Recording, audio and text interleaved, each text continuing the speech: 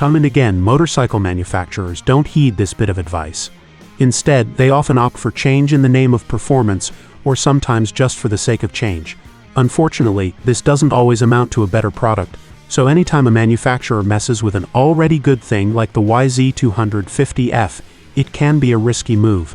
Enter the new 2024 Yamaha YZ250F. The Blue Crew recently dropped the veil on arguably the most anticipated 250F of the year. Yamaha's current model was in most people's minds the best stock 250F in the field, with several media shootout wins to its credit and championship plaques over the recent years to back that up. Results don't lie, but as good as the YZ250F has been, nothing is perfect. YZ riders still voiced a few complaints, mainly about the bike's wide front end and ergos. For 2024, Yamaha addressed these issues by introducing a significantly changed motorcycle. Yamaha could have just left it alone, and we'd all be happy. So we were curious, going into this first ride review, if they should have just stuck with the "if it ain't broke" adage. Bodywork. The 2024 YZ250F isn't totally new. Its much-loved motor returns virtually unchanged. Frankly, it didn't need anything. The frame and chassis, however, are a whole different story. It now has the same slim frame that its bigger YZ450F brother got last year. The skinnier frame comes with new, sharper bodywork, a rounded seat, and a more streamlined airbox. The battery tray and subframe have also been consolidated. The new chassis is designed to rid the bike of its wide front end and feel more like you're sitting in the bike rather than on it. The bike is also 25 pounds lighter than last year's at a claimed 233 pounds wet. As mentioned, Yamaha left well enough alone with the motor, but they did beef up the cam chain and tweak the air intake area to go along with the new bodywork. The slimmed-down chassis is immediately evident, and the new ergos feel spot on. The cockpit is neutral and comfortable for my 6-foot frame.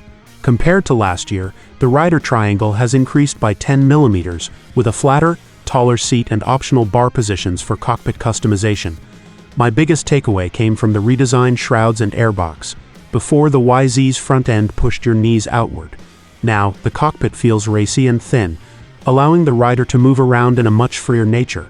The round seat feels more aggressive than the 23, but it took me a little while to get used to the new shape.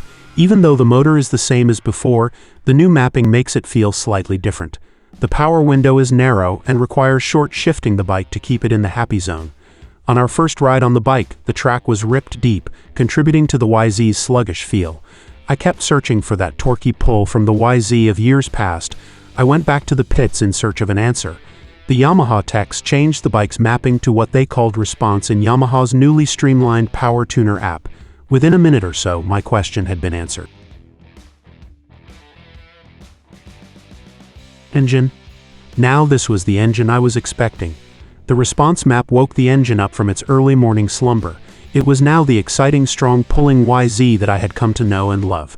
Now I could get around the entire course in second and third gears with minimal shift points and long-range over-rev qualities. The fast engine that the Yamaha is known for was back, and it gelled perfectly with the deep conditions of the track. The new chassis also worked well on the day's track layout, as the slim feeling frame was a great fit on the tight and jumpy course.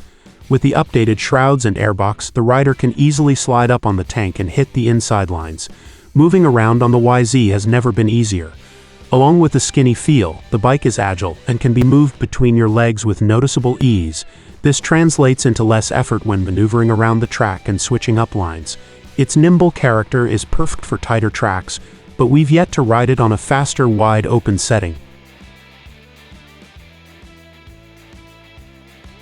Suspension. YZ suspension has consistently been best in class, and this year is no different. New toolless adjusters are found on the top of the fork, which means trackside changes require no tools.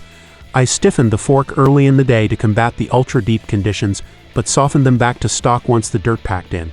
The hold-up in the top part of the stroke provides comfort in smaller chop but transitions smoothly as the bumps increase. You feel confident on the YZ, casing jumps or going long isn't a worry. Everything about the new Yamaha is better, almost. I have a few minor gripes. This bike is still loud.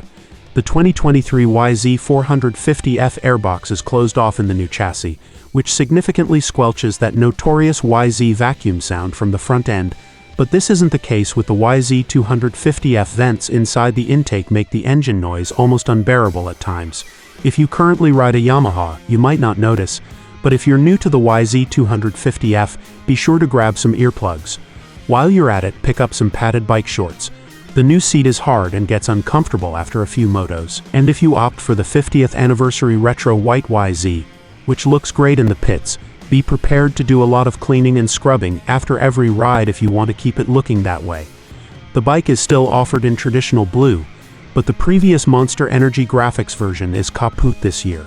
So far, Yamaha has debunked the "if it ain't broke, don't fix it" adage, which will be a relief for YZ diehards.